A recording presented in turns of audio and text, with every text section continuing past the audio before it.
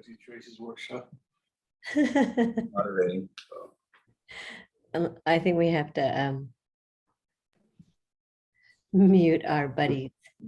But good morning, everybody. Thank you so much for joining this workshop. If you're only joining the conference now, although I think for the most part, everybody might have been in the plenary, please go ahead and introduce yourselves. I mean, obviously we can see your names, but it's always helpful to know what school district you are connected to or school site.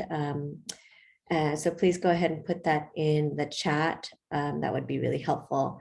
Also for me to get a sense of sort of who's in the room. If you're here as a parent, perhaps community educator in education, but maybe not necessarily as a teacher. If you are a teacher, what grade, please go ahead and put that into the chat. Just again, so I can get a sense of who's in the room. I am Robyn Rodriguez. I am the president-elect for the Filipino American Educators Association of California. I think my term starts officially tomorrow, Tracy. I don't know. But so the workshop today is, thank you everyone for again starting the introductions. But so the workshop for today really is based on a new online course that I recently launched on a platform, an online platform that I'm calling the School for Liberating Education. It'll be it is the first course of many, I hope, which is really my attempt to try to offer ethnic studies more directly to the community, to parents, to educators. A lot of what prompted my decision to try to take advantage of the new platforms available for learning, especially learning online, has a lot to do with how hard it has been to get ethnic studies, especially a critical ethnic studies framework, really implemented at multiple levels. On one hand, you have school districts who have actually decided to make ethnic studies either an elective or a requirement. And what I've seen, because I've participated in multiple advisory committees for local school districts in my area, I've seen how school administrators and also some district leaders have tried to water down ethnic studies. I've seen how they do not try to source knowledge from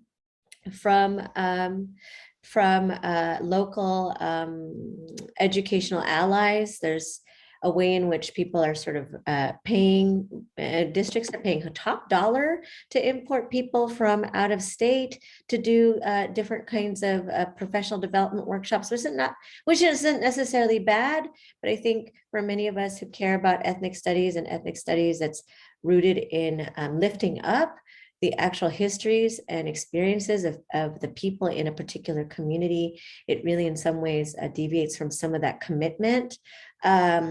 Also, we see the pushback in multiple states across the country that are actively banning and making illegal what they're calling critical race theory, but in effect, basically trying to mandate that we teach American history in a way that's completely that is completely whitewashed, literally, that tries to excise all of the very real truths about American history, the violences that it has committed on indigenous peoples in the settling of this country, the enslavement of Africans, the colonization of Filipinos, and more.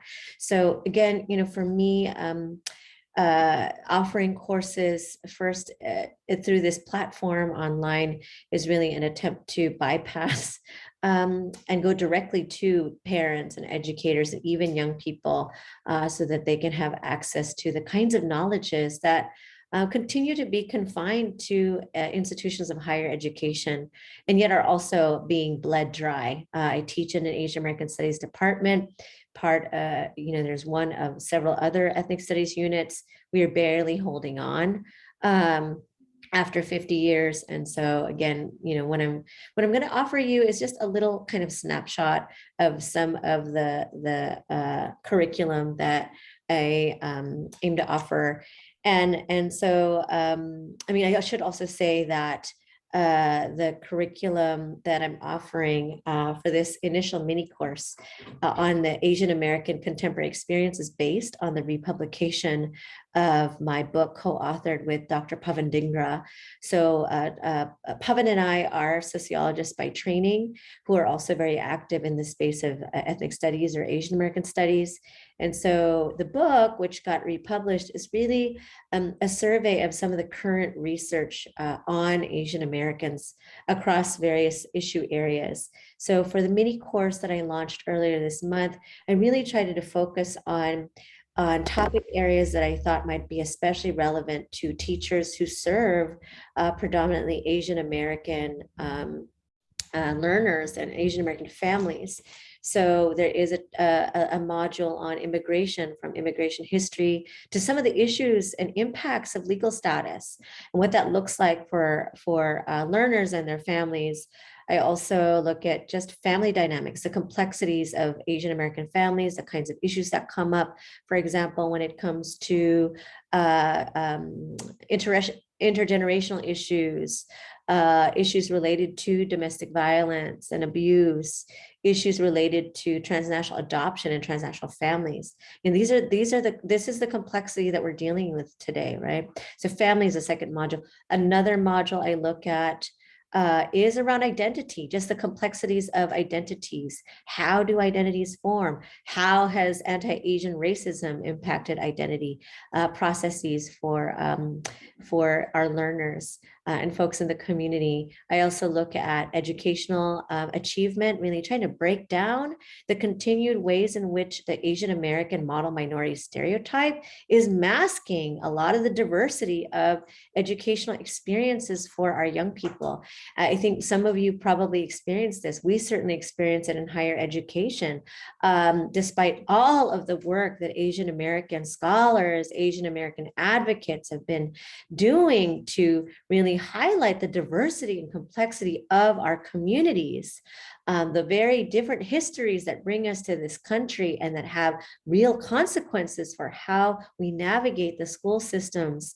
A lot of that information still is something that many of our administrators have no clue about, and they operate in terms of their investments in our students or in terms of disciplinary tactics, that from a certain model minority framework. And so I break that down. I also look at economic experiences. So that's sort of an overview of the modules in the online course that I offered. If you wanted to, after kind of this little very quick snapshot, register for the class. You can find information at on my website. There should be a link for where you can go to that. So that's drrobynrodriguez.com. And then if you let me know also, you could apply for a CEU. So it's just one, because the course is a mini course. It's only meant to be about 10 hours of work that you can kind of knock out in a weekend. So if you wanted to earn a CEU for that, and I know that becomes meaningful for teachers, please let me know once you sign up. But let me go ahead and just share my screen. I'm going to just start with breaking down some of the research on educational achievement, because that's probably where some of the kind of model minority myth is especially reproduced over and over and over again, is with respect to oh, I'm sorry, that's the anti-Asian racism slide. Let me just get out of there. I had like two different modules I'm going to go in over with you all. So just going to go over educational achievement. So with respect to, so two mini topics here for just today, and I'm going to be mindful of time. And Tracy, of course, just buzz me when I go over. So for the model minority myth, again, I think a lot of us in the room are very familiar with it, how it's been applied to us. I just have this image on the left of a Time magazine article that was actually published, I think in 1987. So around the time when I was in the 8th grade, those Asian American whiz kids. So many of us, grew up with these kinds of images of ourselves as we are growing up, and we see it propagated over and over again. There are more than enough media accounts that continue to play into this idea that we are whiz kids, or Asian Americans are whiz kids. We're always doing well in school, and that we actually achieve, we're even out achieving whites, that sort of narrative. But in terms of the data, there is, this is some of the data, and for teachers, you should know, in case you ever need to push back against school administrators who just don't believe us, a really great source of data is the AAPI data, that does some disaggregation of data for Asian Americans. And so when you look at some of the actual, the data points. Well, first, what's really interesting in this particular graph is this is the kind of data when not disaggregated, right? When it's aggregated, that really helps to feed into the Asian American model minority stereotype, because it paints a picture as if all Asian Americans, again, are kind of overachieving and kind of exceeding the achievement of whites, or the majority, right? So, but then when you really kind of break it down, 80%, 87% of Asian Americans age 25, right? Okay, sorry, I'm having to retool here. But so again, that's the sort of data that kind of plays into, right, that 80%, 87% of Asian Americans age 25 or over have completed high school, which kind of feeds into the model minority myth, or a little over 50% having a college degree. And yet when you really kind of break that down, right, and so this slide illustrates kind of the disaggregation of this data, there's a real difference across ethnicity. And so this table on the right really lists the Asian Americans by ethnic groups: Laotian, Hmong, Cambodian, Vietnamese, Filipino, Japanese, Thai, Indonesian, etc. And just pulling out some of these, this data. For Filipinos, under a quarter of Filipino Americans have a high school diploma or less. And under 15% of Cambodian, Hmong, and Laotian American populations have received a bachelor's degree or higher. So again, once we start to pull out the data and we really look at different Asian ethnic groups, you start to see data points that really contradict the notion of model minority achievement. And what explains this? Again, thank you, Mark Asheen. I should just hand it over to you. I think you could probably do this presentation better than me. But just in terms of some of the kind of what explains it. So, part of what happens in the dominant narratives around Asian Americans and high achievement is the way that culture gets used as an explanation for Asian American achievement, right? A lot of what gets said is that, well, there's something about those Asians and Confucian values, or something about, Asians and certain kinds of cultures in Asia, that privilege educational commitment in a certain kind of way. And so from, what we really try to do in the book, and what I'm trying to do here, of course, is to really decenter culture as an explanation. Because in fact, when you really look at the various kinds of factors that explain Asian American educational achievement, it really is these non-cultural factors that become far more important in terms of providing evidence for explaining academic achievement. And that would really be socioeconomic status, of course, and this is not even just true for Asian Americans, but all people in the American schooling system, community and structural factors and parental style. So again, when it comes to the dominant perspectives on why do Asian Americans seemingly achieve so much when it comes to education, culture gets used as an explanation. It's sometimes a Confucian notion, or even the tiger parent. I think a lot of you might remember Amy Chua and the battle hymn of the tiger mom, and that became a thing, and everybody was so fixated on that. But again, these cultural notions are not only problematic, but just wrong. So in terms of actual parenting styles, what's actually very, very interesting, and this data had already been out there, right? And again, it's so interesting how the media will pick up on specific kinds of narratives. But research already in 1998 was already saying that notion of the strict Asian parent or an authoritarian tiger mom doesn't necessarily lead to student educational success. That doesn't necessarily work. And the researchers that found instead that when children are under these kinds of authoritarian parenting styles, they actually can do worse. And what other researchers found is that there are other kinds of parental styles that can be far more helpful for students in terms of educational achievement. And so there are kind of more training models. I don't really kind of go into it here, but it is to say that parents, the authoritarian styles, which again gets reproduced over and over again as one of the explanations for achievement, is not actually always true.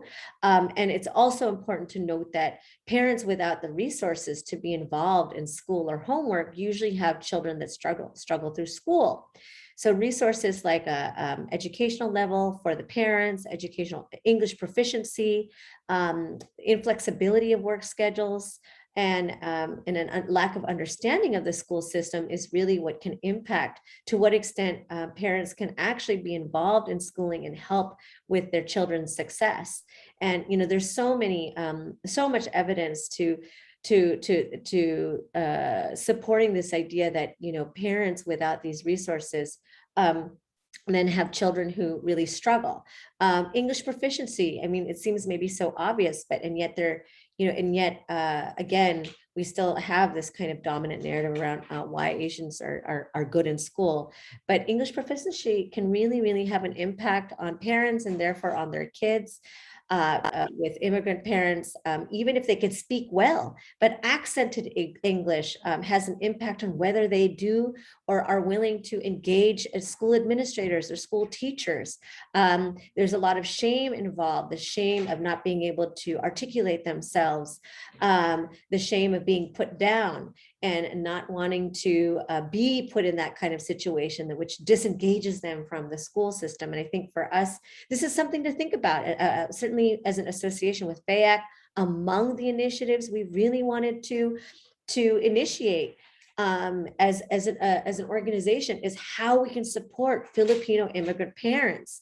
We know so many Filipino immigrant parents do actually speak English, and yet it's the fact that they have to negotiate with school systems that really marginalize and help make them feel lesser than by mere fact of their accented English becomes a real issue. Of course, even the materials that schools produce are not really accessible, even when written in English. I mean, even English speakers may sometimes even have a hard time discerning and communications put out by schools, because schools are not always being mindful of the various ways in which kind of where people are at in terms of English proficiency, among other things, right? So one of the really interesting things that the studies show us is community factors are really important. So in other words, what helps students succeed is, again, not necessarily if you have that strict tiger mom. It is about, do you have certain kinds of resources as a parent? But another thing is community factors. So when students are actually involved in their ethnic communities, and this is interesting, right? It's when they're really kind of involved in their ethnic students communities and not necessarily assimilated, where students actually demonstrate more success.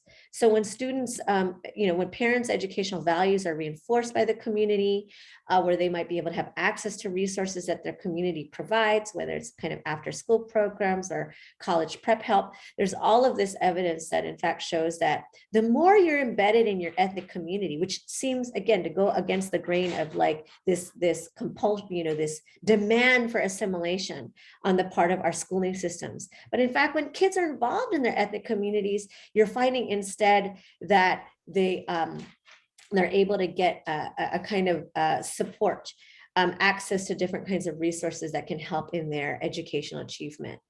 Of course, socioeconomic status is always, always important, right? Regardless of what racial background you might be, educational achievement is probably most largely predicted by what your economic status is, your socioeconomic status is. And for Asian Americans, it really has to be underscored, as is read on this slide, is that the 1965 Immigration Act favored highly skilled and educated applicants. So the relative privilege that post 65 immigrants, especially those earlier cohorts, enjoyed. Hi, you guys. Hi, you guys. Hello. Hi, I don't know who that is. I can't see, but the relative privilege that post-65 immigrants enjoyed in their home countries had a really major impact on their ability to economically integrate into the U.S., which in turn had positive impacts on their children's educational achievement. So again, if there's a way that the model minority myth seems to be a reality, it has less to do with culture again, and more to do with the fact that the law engineered it such that we had a community, at least in those earlier cohorts, of people who were already relatively skilled and educated, which then had impacts for their children. After 1965, things kind of changed a little bit, kind of in terms of the socioeconomic demographic profile of Asian Americans. Yet, again, these socioeconomic factors become far more significant in predicting achievement versus some of these really tired and old and yet still prevalent notions of culture and Asian culture as a predictor for economic or educational achievement. What are some of the effects of the model minority myth? One of the things that researchers have found, of course, is that Asian American students get stereotyped by their teachers, and they're expected to excel on their own.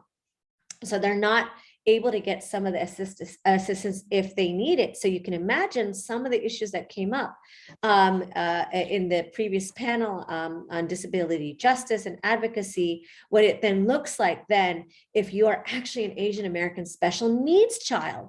And in fact, you may have a parent who isn't able and doesn't realize how to isn't able to negotiate the system and advocate for their child. And then they're being subject to these kinds of stereotyping from admin and teachers. And then what that then means in terms of whether or not they're getting the kind of assistance that they need and that they deserve. There's also the ways that the model minority myth operates in certain kinds of context where there are these selective disciplinary tactics on the part of teachers, where Asian American students will experience less disciplinary action as compared to Black students. So we also want to, highlight, at least in the research that we did, the research that we present in the book and that this course is part of, is that the ways in which the model minority myth really props up anti-Blackness. And so, this is a way in which there's this manifestation in our schools where Asian American kids might be held up as this model, and Black students then become embody everything that's wrong, and we even just saw it, in Elk Grove Unified School District. There's some major news just around kind of the kinds of disciplinary actions that are experienced by Black students, and yet this is in the same within the same few weeks that we were able to celebrate that the district recognized Filipino American History Month. We also are getting this other kind of data, so we see these kind of dynamics sometimes playing out. Now, just in terms of, that was sort of the racism in schools topic. So that's just for kind of one quick snippet of a presentation from the mini course that I'm offering just around educational achievement. I want to also talk about anti-Asian racism and its impacts on Asian American students, whether on multiple levels. So there's just the issue of kind of identity. So what is interesting is this moment of anti-Asian hate, or more attention to it, is bolstering a new kind of connection to an Asian American, not just ethnic identity, not just the ethnic identities, but this pan-ethnic identity as Asian Americans. You know, a lot of times, many of us don't grow up thinking ourselves Asian American. I didn't. I thought of myself as Filipino, only Filipino, and it became, and we see that in the research, that racialized categorization from outside often bolsters our sense of being Asian, right? Even if we didn't grow up necessarily with that identity. And so anecdotally, I know that to be true. I remember having to hear some really, you know, these remarks, and these are, you know, it's also that it's not just a racial categorization, of course, it's also, there's an intersection of race and gender. I remember, you know, hearing some really awful things that I can't repeat here from young men when I was in college about being an Asian woman, that I think really bolstered my sense of being both Asian, but also just a distinctively Asian woman, and understanding how those racialized and gendered categorizations were impacting me. And so we're seeing this kind of moment with the anti-Asian hate and discrimination bolstering a kind of sense of Asian American identity. So you see Asian Americans often anyhow experiencing these kinds of feelings of difference, reminding Asian Americans that they're kind of different or outsiders or marginal. And there's this really interesting quote from Nasi Kibria, Asian American Studies scholar, who talks about what this experience of otherness produces, what he calls a racial melancholia.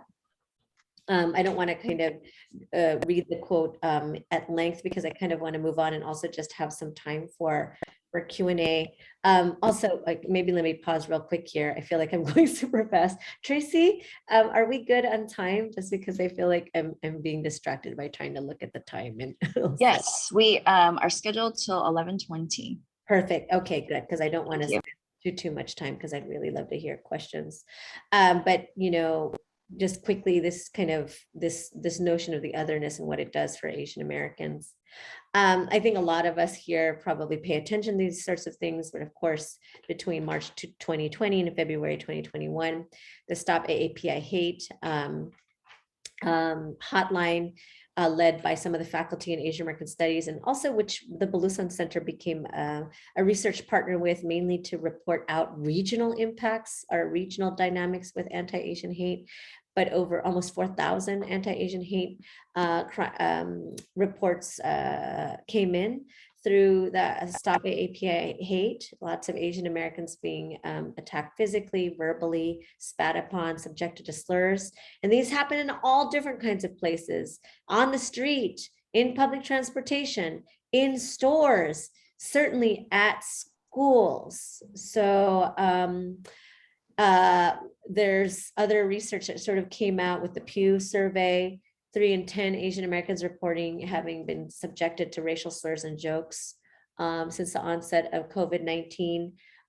You know, we talked about where it happens, of course, in the street, on public transportation, and at businesses and schools, at work, with so many, specifically Filipinos, Filipinx folks working as healthcare workers. This came up even at work. We're looking into the possibility of working with the California Nurses Association, actually at Balusan Center, to really track what it looked like for Filipino nurses on the front lines, having to deal with anti-Asian hate and discrimination, even as they were trying to provide care for people who were afflicted with the pandemic. Or with the afflicted with the virus, that is. Some of the early research has linked this uptick in anti-Asian discrimination to anxiety, depressive symptoms, and sleep problems among those who've been targeted. Now, you know, getting support and help hasn't always been easy, especially with respect to mental health. support, as some Asian American Pacific Islander individuals are less likely to access mental health services than any other racial group, partly because of a cultural bias against it, but also because there are not enough resources, right? Culturally relevant resources to treatment. Again, anecdotally, that's something I think a lot of us may have experienced. I know growing up, I think, thankfully I went to a school where there were Filipino counselors and other BIPOC or Black, Indigenous, people of color counselors. That's not universally true across school systems. And then when you're outside of a K through 12 system at the college level, again, lack of these kinds of, this feeling that people who you're going to see might actually understand you and understand you in your fullness, not just in your culture, but even your experiences with white supremacy, patriarchy. And so then we don't seek out some of those kinds of supports. Luckily, the next plenary session, you'll see that there are more and more Filipino folks who are not just mental health professionals, but also accessing our ancestral knowledges around care and wellness. So there's also that, which is at least becoming more and more available, and even still not enough certainly in terms of school professionals. And so again, just this quote from Courtney Sato, who teaches Asian American Studies, about being able to be mindful that anti-Asian hate is not just a consequence of COVID-19 or Trump's use or way, Trump's referral to COVID as the Wuhan flu or the Chinese flu, but a longer history of anti-Asian discrimination and hate in the United States that really stretches back for over a century. Let's see, I'm not gonna kind of go into that, that's sort of repetitive, but I'll just stop there and really kind of open it up. But again, these are just really small snapshots of some of the material that's in the book on which this mini course is based.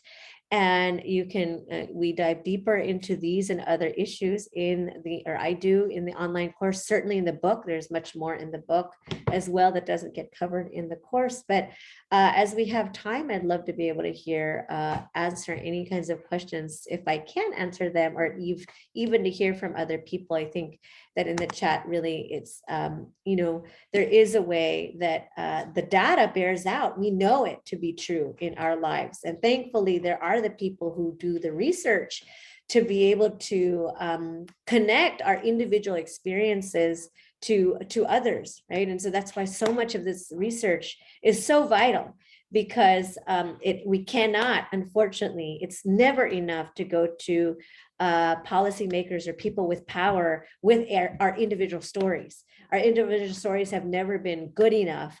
And part of why I wanted to go into doing this kind of research is because I wanted to be able to use these tools to gather the information to lift up as much as possible how, in fact, our individual stories were never just individual to ourselves, but really kind of deeply structural, that have to do with the way that American society is organized.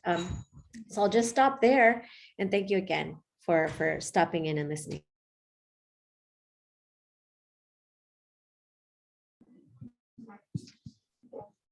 Dr. Rod, there was definitely a lot of comments in the chat. I'm wondering if, it was so much information. I think we definitely need to continue to reflect on and also be cognizant of how we are kind of perpetuating, right, a lot of the harmful actions and therefore the data that's out there. So I know you wanted some time for questions, so we'll open it up. Does anyone just want to unmute and ask Dr. Rodriguez any questions?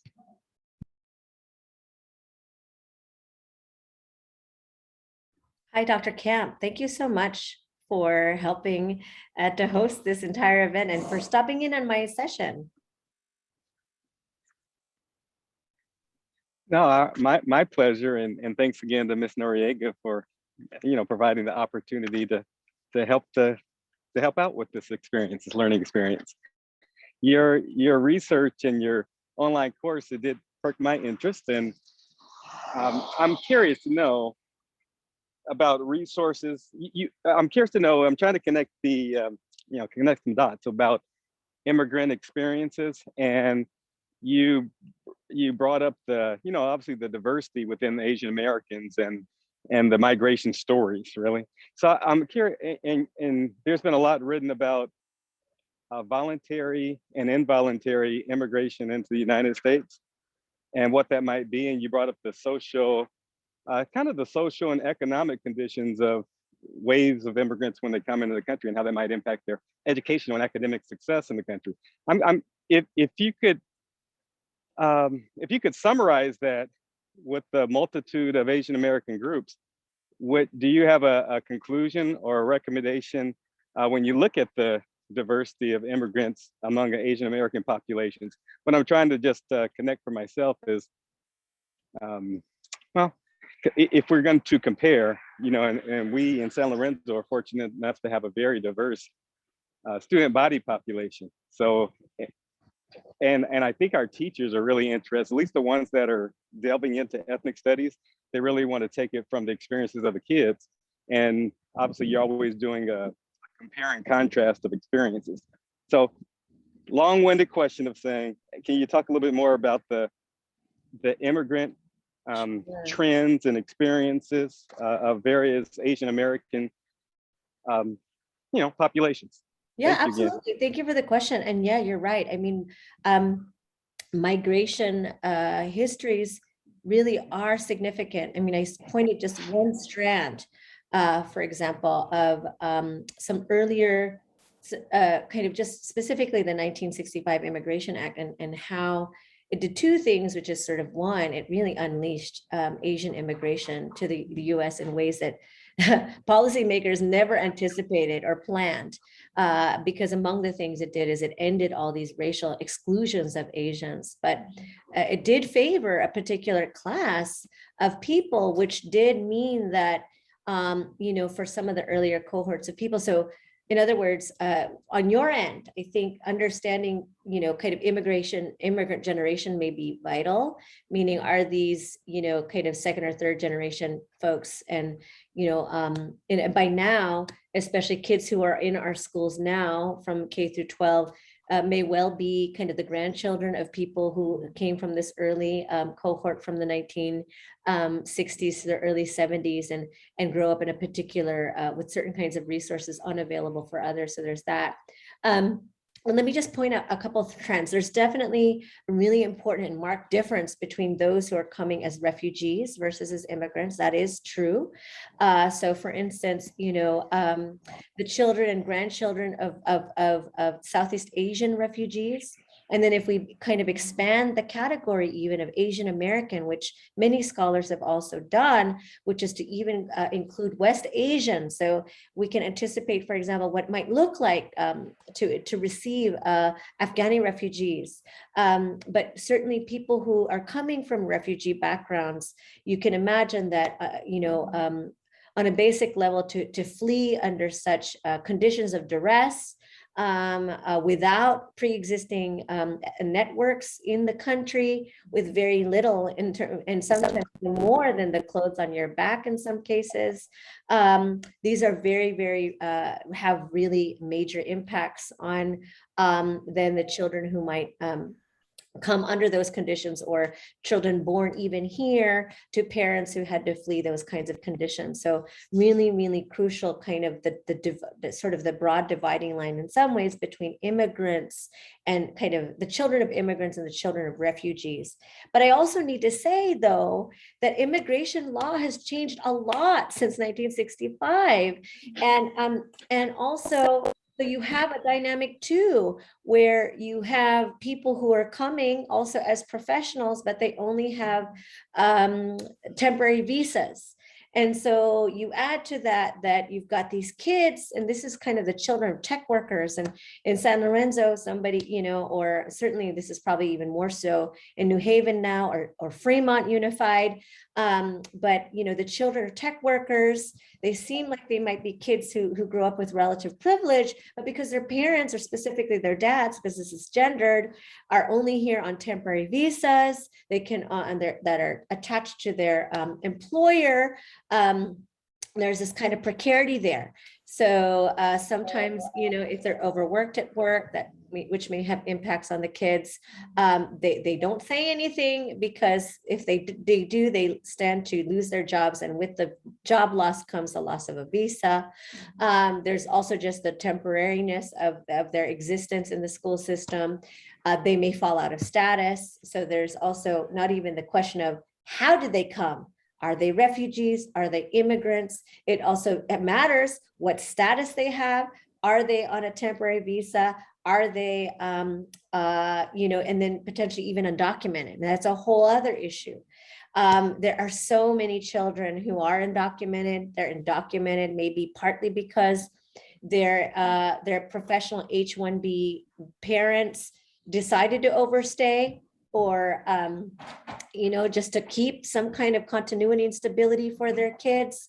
Others, because of the way that immigration law functions, and immigration, the reunification process takes forever. It could take 2 decades sometimes for families to be reunified. So people don't want to wait. They'll come on a tourist visa, they'll overstay. So there's so many kind of factors, but it is great that you asked that, because being attentive to, those migration histories, and then even legal status also has a lot to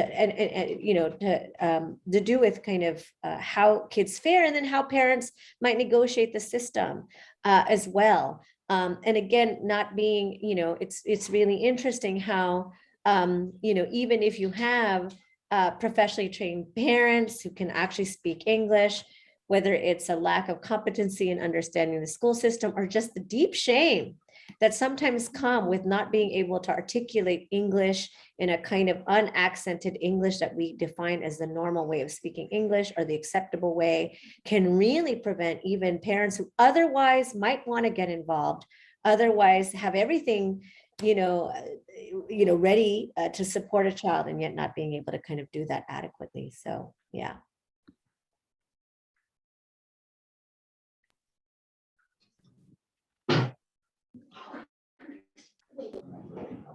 Thanks, Dr. Rodriguez, and definitely a great question. We have about 5 minutes left. So are there any other questions out there?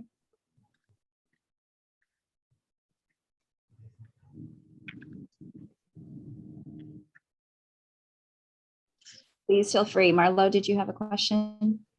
Well, this is more of a response, or it was just that I just wanted, I've been following Dr. Rodriguez. I've been following you for quite a long time. And it was very, I'm a bit, to be fair, I'm a bit starstruck because if you read somebody's work for like many years, it's really like, so I just wanted to say it's really moving to see how you navigate these institutional spaces, and the way that you share your lived experience as learning lessons for all of us in the community, and particularly as an educator who was looking for a way to meet both my drive to mitigate social justice issues, as well as like personal passions, and also just so much you speak to. And as like I have a psychosocial degree as well, and a lot of your conversations about trauma and trauma-informed education approaches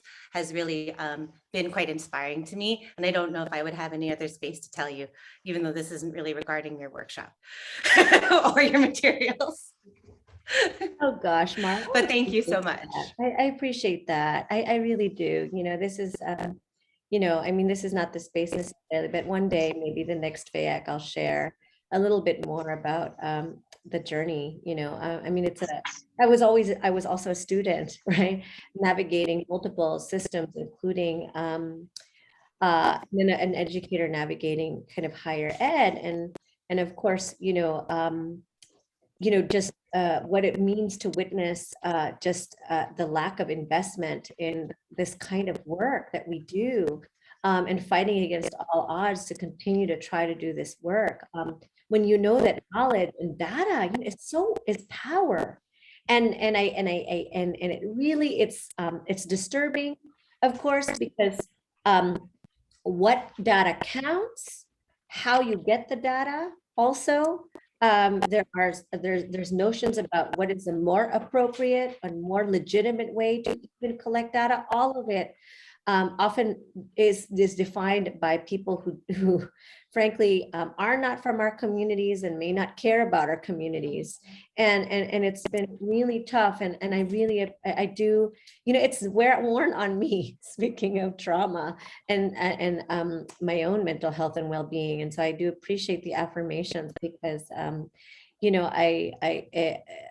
it's hard to be in a space where this research has often been undermined, indeed, not just devalued, but undermined.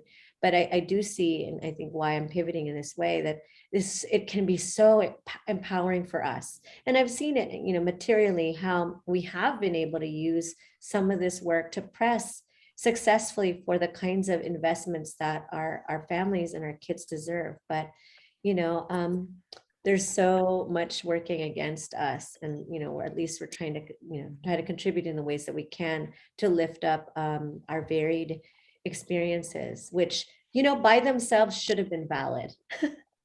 It should have always been valid for any of our families, regardless of how many we were in a district, to be able to articulate them. And yet it takes sort of the package of a book or a survey or 3 letters after my name to validate, things that maybe have always been true for many people, but coming out of their mouths less valid. So again, thank you. I appreciate that so much, Marlo. It makes me feel like, okay, this is worth it. This is worth it.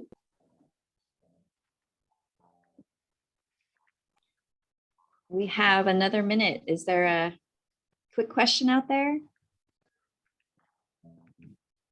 Oh, you're muted, Robyn. Oh no, I Okay. a little tender. Thank you, Marlo. Yeah, I'm just curious, is your online courses already set up, ready to go? Oh yeah. So the mini course is set up. It's happening now.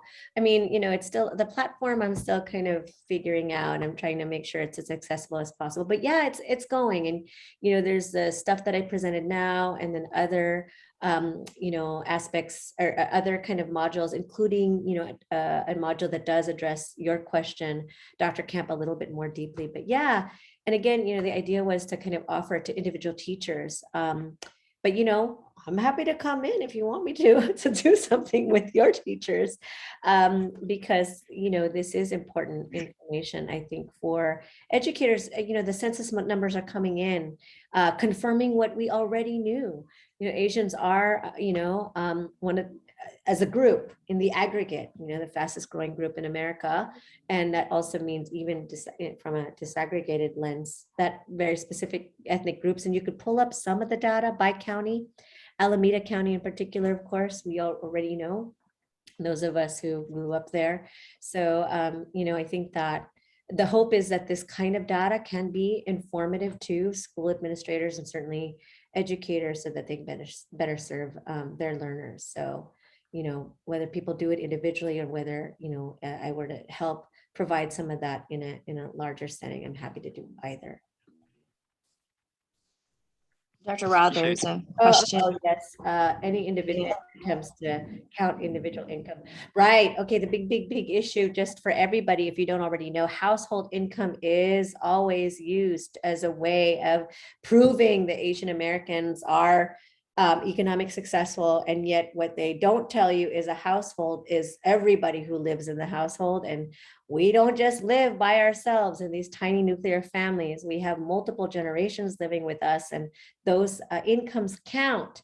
And so therefore, that is yet another way in which the way that the data is framed is already, excludes kind of the complexity of our experience. And no, I think that, we try to do that as researchers, but the census, it would take some work to kind of pull it all together.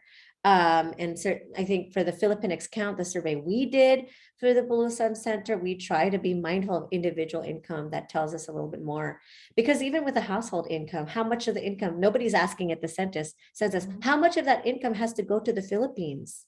How much of your income is devoted to supporting not just a multiple generation family in your household, but a transnational one.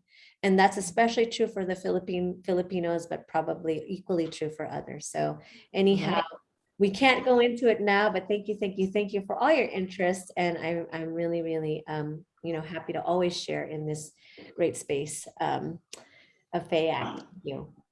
Thank you, Dr. Rodriguez. Thank you, everyone, for coming to this workshop. I'm going to go ahead and end so we can stop recording, and you have a few minutes to take a quick bio break, stretch a little bit. And actually, Dr. Rodriguez is going to be facilitating our next panel on mental health and wellness. So we need to get her over to the space. Thanks, everyone. We'll see you over there. Thanks for reminding me to do the bio break now. Okay, thank you all. Bye. See you in the next room.